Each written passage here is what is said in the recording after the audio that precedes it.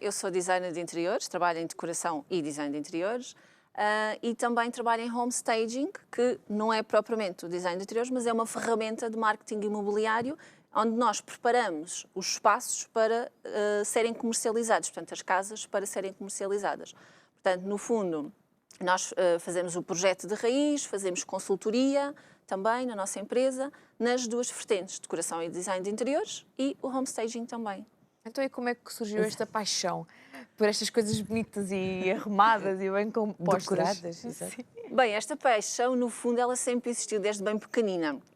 Porque eu lembro-me de quando era bem pequenina, ia arrumar o meu quarto, e o que eu mais gostava era os bibelozinhos nos armários, eu punha aquilo tudo muito bonitinho, e a minha irmã até me dizia assim... Uma criança. Sim, e a minha irmã dizia-me assim, parece que estás na loja a pôr as coisas para vender. E eu sempre gostei muito disso, e nas férias de verão mudava a casa toda, portanto eu sempre gostei muito de mudar as coisas e de criar coisas. Comecei a trabalhar um bocadinho nisto, aliás, eu nunca pensei em trabalhar nisto. Eu, quando fui fazer a minha primeira formação, que foi em decoração de interiores, foi meramente para mim, porque eu gostava muito e queria mesmo aprender mais sobre isto. Seria um hobby para si. Exatamente. Pronto, quero saber mais para eu fazer na minha casa, para os meus amigos. E então eu vim para Lisboa fazer decoração de interiores. Quando comecei a fazer a formação, a formadora dizia, pronto, e depois vocês, quando forem aos clientes e tal, e eu comecei a pensar, então, mas eu posso começar a trabalhar realmente nisto? E aí é que eu comecei a perceber...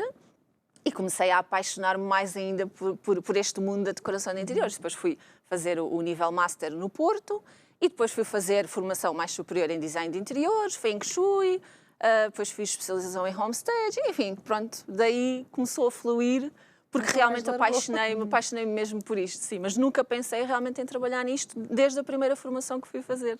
E como é que foram surgindo os clientes? Assim que eu comecei a fazer a primeira formação em decoração de interiores, que era só para mim, os meus amigos, como já sabiam, Ana, tu tens jeito para isto e agora estás a fazer formação, precisas dar aqui um jeito a um quarto, precisas dar um jeito à sala, e começou assim. Okay. Aos poucos comecei a fazer para os amigos e depois os amigos passavam a palavra aos outros amigos deles. Exatamente, ele passa a palavra, pronto. Sim, e começou assim. Depois eu, entretanto, acabei, enfiei-me assim um bocadinho de cabeça, abri um ateliê e pronto. E depois daí vão surgindo ainda também mais clientes, não é? Como é que vão surgindo as ideias? Uma coisa é, nós estamos na nossa casa e começamos a idealizar. Outra coisa é ir para a casa das outras pessoas. Mas isso é o que eu mais gosto. É mais desafiante. Eu consigo muito facilmente ter uma visão do espaço e consigo perceber que a maioria das pessoas não tem. Aliás, 90% das pessoas não têm a capacidade de visualizar um espaço vazio. Portanto, apenas 10% das pessoas têm. Daí também a importância do homestaging. Não é?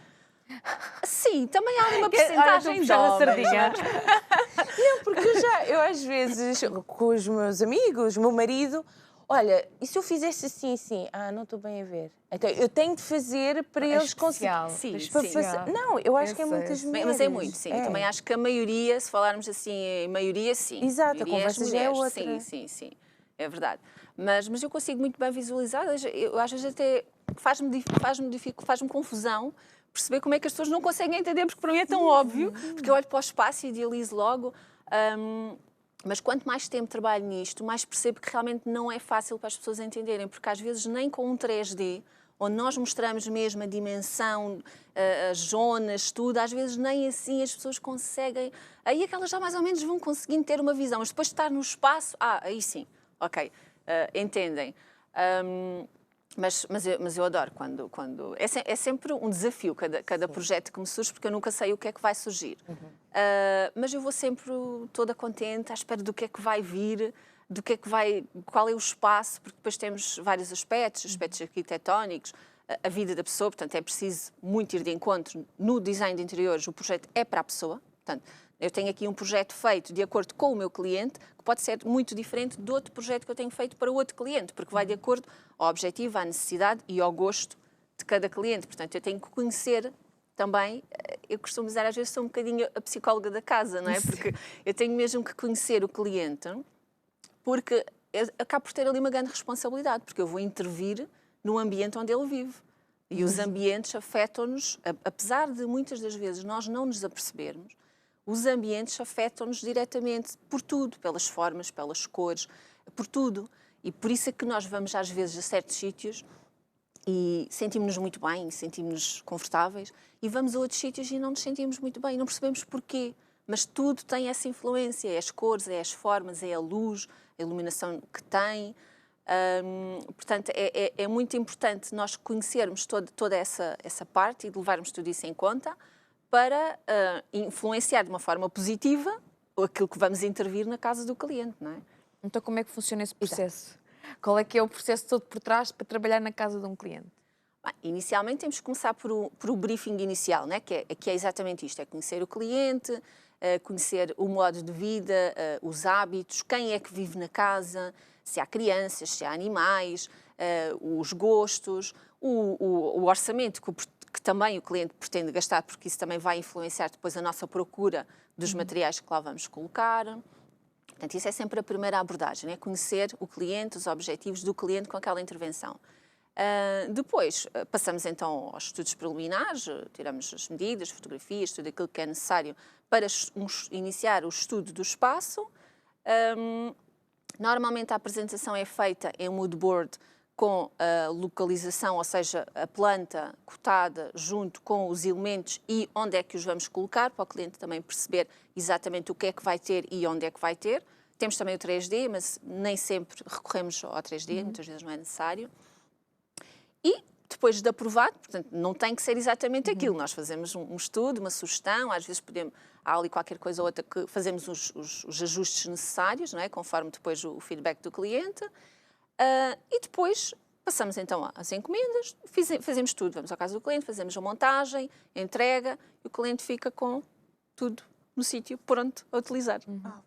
E o que é que as pessoas procuram mais hoje em dia? Algum estilo específico que se procura mais?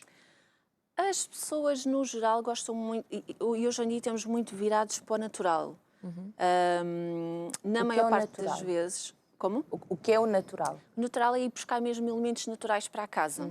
Vamos buscar, nas cores, no mobiliário, tudo vamos muito ao branco, mas depois vamos às madeiras claras, buscar a madeira, vamos buscar as plantas, aquele estilo mais eco-natural, confortável que as pessoas procuram. Há sempre quem queira aquele mais clássico, mais eco-chic, mas não é tanto por aí. As pessoas querem uma coisa mais neutra, cores mais neutras, mais sóbrias, funcionalidade sempre. Tem sempre que ter a função e a estética, não tem é que estar museu. sempre ali na balança. Não, muito importante mesmo. E noto muito que as pessoas gostam muito das cores neutras. Mesmo dos pastéis. Não sei tanto, não é? Sim, e às vezes é muito isso. Às vezes as pessoas dizem, eu até gosto desta cor, mas tenho medo de me cansar. E no fundo o que nós mais fazemos é os ambientes, a base neutra, portanto, os elementos maiores, um sofá, um pavimento, um papel de parede se calhar mais texturado, mas mais neutro, e depois vamos buscar a cor. Para quem quer ter uma cor assim um bocadinho mais alegre, vamos buscar a cor, mas é em determinados elementos. Portanto, vamos pôr, se calhar, no quadro ou nas almofadas. Vamos pontuar o ambiente com essas cores, porque até é fácil mudar. Porque nós temos um ambiente todo neutro. Se mudarmos umas almofadas, uns quadros, uma jarrinha, cansamos-nos do verde, ok, vamos pôr a cor de rosa, o ambiente praticamente muda todo. Só com pequenas coisas que é fácil depois de ir mudando. Mas a base, as coisas maiores, acabam por ser neutras e funcionam sempre. Acha que agora há muita procura nesta área? Sim, agora durante a pandemia ainda houve mais, porque as pessoas estavam muito em casa e repararam então, que estava tudo complicado e percebiam que precisavam mesmo de cuidar das casas. Sim. Porque eu acho que as pessoas às vezes, lá está, a nossa vida muitas vezes é rotina e passamos muito tempo fora de casa. E às vezes as pessoas não valorizam tanto isso como se calhar ir comprar um par de calças, não é? Porque estão mais tempo cá fora do que mesmo em casa.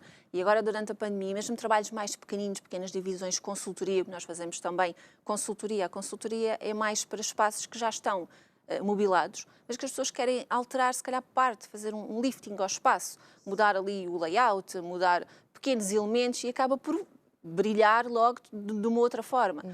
E houve muito essa procura, e continua a haver, para esse tipo de trabalho agora, porque as pessoas passam mais tempo em casa e começam a perceber que realmente precisam de cuidar das suas casas, o que é super importante, não é? Porque, é assim, a nossa casa, eu costumo dizer que é onde tudo começa e onde tudo acaba. Ou seja, nós acordamos de manhã, prontos para o dia, na nossa casa, naquele ambiente, temos o dia todo, vamos para casa, vamos renovar energias para aquele ambiente. Portanto, o ambiente tem que estar tem que nos dar energia também, não é? Tem que estar um ambiente agradável para nós também nos sentirmos bem, porque é ali que tudo começa e que tudo acaba. Que o dia começa e que o dia acaba, não é? E quais é que acha que são os erros que as pessoas cometem quando tentam decorar a casa sozinhos?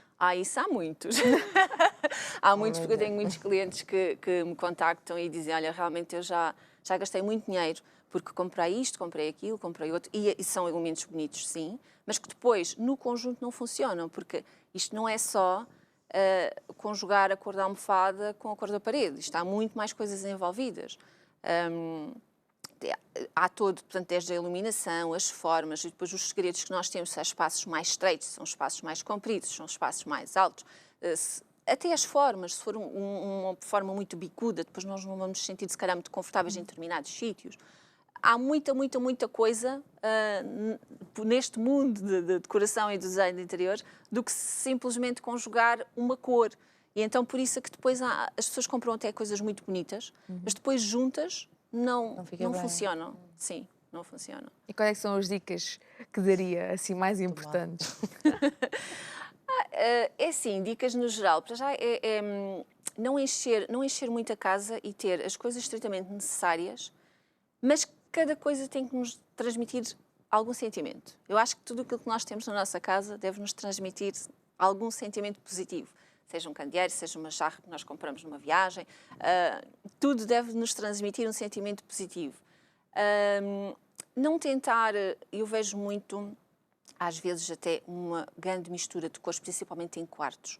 Os quartos acabam por ser uma zona mais tranquila, em que nós precisamos de relaxar. E às vezes vejo até paredes pintadas com cores muito fortes, quartos muito cheios, de estralhar. É muito importante a organização também nesta parte. Ter organizado as coisas. Isto, eu vou buscar também um bocadinho muito o Feng Shui aqui, porque no quarto, por exemplo, um quarto de casal, eu trabalho sempre a simetria. Eu nunca faço um quarto de casal diferente, sem ter 2 candeeiros, tem que ter 2 almofadas, porque é o casal não ter fotografias de outras pessoas no quarto. Há uma série de coisas importantes que costuma-se utilizar, depois também dependendo das zonas, não é? Que estamos, das áreas da casa que estamos a trabalhar. E como é que funciona isto do homestaging, que estava a falar há bocado? O homestaging, portanto, isto é a ferramenta de marketing imobiliário, que nós preparamos as casas para serem comercializadas, ou seja, tanto pode ser um imóvel que esteja com o morador ainda para venda, e aí então ainda é mais difícil de fazer o homestaging, porque nós temos que sensibilizar o morador que é preciso não deixar os seus pertences pessoais tanto à vista, porque é assim, a nossa casa, a partir do momento em que está para venda, passa a ser um produto. Portanto, tem que ser tratada como um produto. E como qualquer produto, precisa de marketing. Todos os produtos são alvo de marketing, não é? Portanto, nós não deixar objetos pessoais, fotografias, símbolos, por exemplo, do futebol, símbolos religiosos, porque nós não sabemos qual é o cliente que lá vai, portanto vamos tentar despersonalizar, limpar, portanto a limpeza, a organização, a despersonalização é muito importante, isto para a parte das casas que estão com moradores. Temos também a parte de casas vazias, porque lá, é o que eu digo, apenas 10% das pessoas conseguem visualizar um espaço vazio. Portanto, é muito importante, nós tivermos uma casa para venda e se tivermos o imóvel preparado com as técnicas que existem no homestaging, não é pôr muita coisa, mas é permitir ao potencial cliente comprador visualizar-se a viver naquela casa, perceber as áreas, se cabe ali uma mesa, se cabe aqui uma cama, porque as pessoas, no geral, não conseguem ter essa percepção.